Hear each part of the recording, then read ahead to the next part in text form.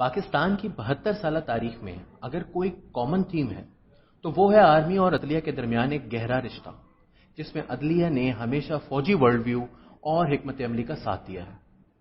یہ اتحاد ہمیشہ قائم رہا ہے۔ کچھ اتار چڑھاؤ بھی آئے، مگر ریاست میں طاقت کے بٹوارے کے طریقہ کار پر دونوں اداروں کا ہمیشہ ہی اتفاق رہا ہے۔ یہ سچ ہے کہ جسٹس کھوسہ کا آرمی چیف کو عدالت میں بلانا ایک انوکھا واقعہ ہے، لیکن کیا اس سے پہلے آرمی چیف کو عدالتوں میں کبھی نہیں بلایا گیا؟ اس پر کچھ دیر بعد میں آتے ہیں۔ پہلے ذرا اس ملک کی عدلیہ کی تاریخ سن لیجئے۔ اس تاریخ کا افسوسناک آغاز مولوی تمیز الدین کیس سے ہوا، جس میں عدالت نے وزیر اعظم کے برطرف کیے جانے کو جائز قرار دیا اور ایک ایسی مثال قائم کر دی جس کا خمیازہ قوم آج بھی بھگت رہی ہے۔ اس فیصلے کے بعد کسی سویلین حکمران کا دور اقتدار محفوظ نہ رہا۔ 1958 کا ریاست بمقابلہ ڈوسو کیس اٹھا کر دیکھ لیجئے۔ اس کیس میں عدالت نے نہ صرف ایوب خان کے اقتدار پر قبضے کو انقلاب قرار دیا، بلکہ اسے آئین کی عملداری یقینی بنانے کے لیے ایک لازمی فیصلہ قرار دیا۔ عدالت نے ایک ایسا فیصلہ دیا جو بلا شبہ اس ملک کی تاریخ کا سیاہ ترین فیصلہ قرار دیا جا سکتا ہے۔ عدالت نے لکھا کہ انقلاب اگر کامیاب ہو جائے تو وہ اپنی جسٹیفیکیشن خود ہوتا ہے، یعنی انقلاب ناکام ہو جائے تو یہ اس بات کی دلیل ہے کہ نظام ٹھیک تھا، اور کامیاب ہو جائے تو فیصلہ ہو گیا کہ انقلاب ٹھیک تھا۔ عدالت ہر حال میں طاقتور کا ہی ساتھ دے گی۔ اس فیصلے میں غیر معروف قانونی حوالے دیے گئے اور چھوٹے چھوٹے ممالک کی عدالتوں اور سیاسی حالات سے ایسے ایسے دلائل مستعار لیے گئے جنہیں مہذب دنیا میں قابل اقتباس نہیں سمجھا جاتا۔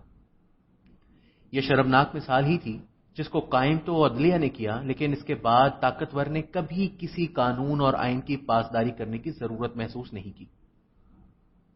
جنرل ایوب خان نے استعفی دیا تو آئین کے مطابق اسپیکر قومی اسمبلی کو استعفی بھجوانے کی بجائے اپنے ہی لگائے army chief general Yahya Khan کے حوالے کیا۔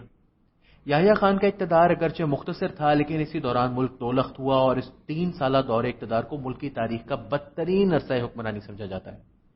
جنرل یحییٰ کے اقتدار پر قبضے کو آسمہ جیلانی کیس میں چیلنج کیا گیا۔ عدالت نے انہیں غاصب بھی قرار دے دیا، مگر یہ سب کچھ ان کے اقتدار سے علیحدہ ہو جانے کے بعد ہوا۔ یحییٰ خان تب تک حکومت اپنے لاڈلے ذوالفقار علی بھٹو کے حوالے کر چکے تھے۔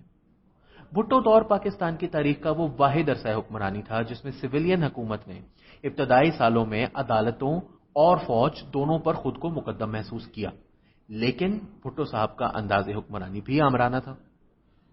انہیں بہت جلد فارغ کر کے جیل بھیج دیا گیا اور پھر پھانسی بھی دے دی گئی۔ تاریخ نے خود کو دہرایا اور نصرت بھٹو کیس میں سپریم کورٹ نے ضیاء کی جانب سے اقتدار پر قبضے کو نہ صرف جائز قرار دیا بلکہ ان کو آئین اور قوانین میں اپنی مرضی کی تبدیلیاں کر کے ایک نیا نظام تخلیق کرنے کی اجازت بھی دے ڈالی، اور یہ فریضہ جنرل ضیاء نے انتہائی تندہی سے انجام دیا۔ انہی عدالتوں نے بھٹو پر قتل کے الزامات کو نہ صرف سلطانی گواہوں کے بیانات کی بنا پر ثابت کیا بلکہ اس فیصلے میں آئین اور قانون کی دھجیاں بکھیری گئیں۔ یہ وہ دور تھا جب فوج اور عدلیہ کا رشتہ مزید مضبوط ہوا۔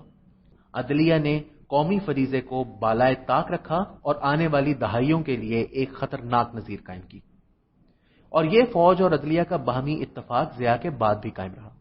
1988 میں جب ضیاء نے وزیر اعظم جنیجو کی حکومت برطرف کی تو یہ معاملہ بھی عدالت تک پہنچا۔ عدالت نے کہا کہ حکومت کی برطرفی غیر آئینی تھی، مگر اسمبلی اور حکومت بحال نہیں ہوں گی۔ جنرل مرزا اسلم بیگ نے اس وقت دھڑلے سے کہا تھا کہ انہوں نے وسیم سجاد کے ذریعے عدالت کو پیغام بھیجا تھا کہ جنیجو حکومت بحال نہیں ہونی چاہیے۔ یہ وہ پہلا موقع تھا جب عدالت نے آرمی چیف کو عدالت بلایا۔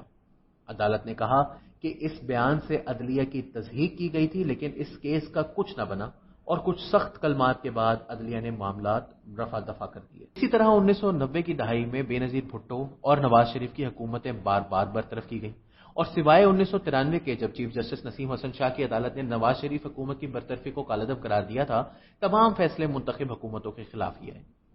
1999 کے فوجی انقلاب کے بعد حسب روایت سپریم کورٹ نے نواز حکومت برطرفی کو جائز قرار دیا، البتہ اس بار مشرف کو 3 سال کا وقت دیا گیا کہ وہ اپنی اصلاحات نافذ کر لیں، جو کہ ماضی سے کچھ الگ تھا کیونکہ 3 سال کی قدغن موجود تھی۔ اس اتحاد کو دھچکا 2007 کی وکلا تحریک سے ضرور لگا تھا، جب چیف جسٹس افتخار چودھری نے فوجی احکامات ماننے سے انکار کیا۔ موجودہ چیف نے بھی حالیہ تقریر میں اسی طرف اشارہ کرتے ہوئے کہا تھا کہ 2009 میں عدلیہ بحالی تحریک کی کامیابی کے بعد والی عدلیہ مختلف ہے۔ تاہم حقائق اس بیان سے 100% میل نہیں کھاتے۔ دو ایسے معاملات ہیں جن پر عدلیہ نے اقدامات تو اٹھائے لیکن اپنے فیصلوں کی پیروی نہیں کی۔ پہلا اصغر خان کیس ہے جس میں فوجی افسران پر الزام ثابت ہوا کہ 1990 کے الیکشن میں اس وقت کی اپوزیشن کو انتخابات جیتنے میں مدد دی گئی، لیکن اس کیس کا آج تک کچھ نہیں ہوا۔ دوسرا کیس جنرل مشرف کا 2007 ایمرجنسی کا کیس ہے جو کئی سال سے زیر التوا ہے۔ اس کے فیصلے کا امکان بھی کم ہے اور اگر فیصلہ آ بھی گیا تو عمل درآمد شاید ہی ممکن ہو۔ حالیہ سالوں میں بھی جس طرح پاناما کیس ہینڈل ہوا اور جس طرح ایک چھوٹی سی تکنیکی غلطی کی بنیاد پر منتخب وزیر اعظم کو نااہل کیا گیا، یہ بھی اسی نیکسس کی طرف اشارہ کرتا ہے جس کا علم ہر ذی شعور کو پہلے ہی ہے۔ بات سادہ سی ہے، نواز شریف اسٹیبلشمنٹ سے لڑائی میں حکومت سے ہاتھ دھو بیٹھے تھے، عدالت کے کردار پر سوالات بھی اٹھے، ممتاز قانون دانوں کی نظر میں یہ فیصلہ آئین کے بنیادی ڈھانچے کی نفی کرتا تھا، مگر کسی نے عدالت سے سوال کیا؟ اب سوال پیدا ہوتا ہے کہ کیا چیف جسٹس آصف سعید کھوسہ نے جنرل باجوہ کو بلا کر ایک نئی عدلیہ کی تشکیل کا عندیہ دیا ہے یا یہ محض حکومتی اقدامات پر رد عمل ہے؟ اگر عدلیہ واقعی بحیثیت ادارہ اپنی آزادی اور آئینی سٹیٹس کو بحال کر رہی ہے تو یہ نیک شگون ہے، کیونکہ عدلیہ ریاست میں شہری آزادیوں اور آئین کی پاسداری کو یقینی بنانے والا ستون ہے۔ ناقدین کا یہ بھی کہنا ہے کہ میڈیا پر پابندیاں اور جیلوں کو اپوزیشن رہنماؤں سے بھرنے کا عمل اس عدلیہ کے سامنے ہو رہا ہے۔ یہ آنے والا وقت ہی بتائے گا کہ موجودہ اشارے کسی ٹھوس تبدیلی کی بنیاد بنیں گے یا پرانا نیکسس بدستور قائم رہے گا۔ نیا پاکستان تو نہ بن سکا، البتہ نئی عدلیہ کا ظہور پاکستان کے ستائے ہوئے کروڑوں عوام کے لیے اچھی نوید ثابت ہو سکتا ہے۔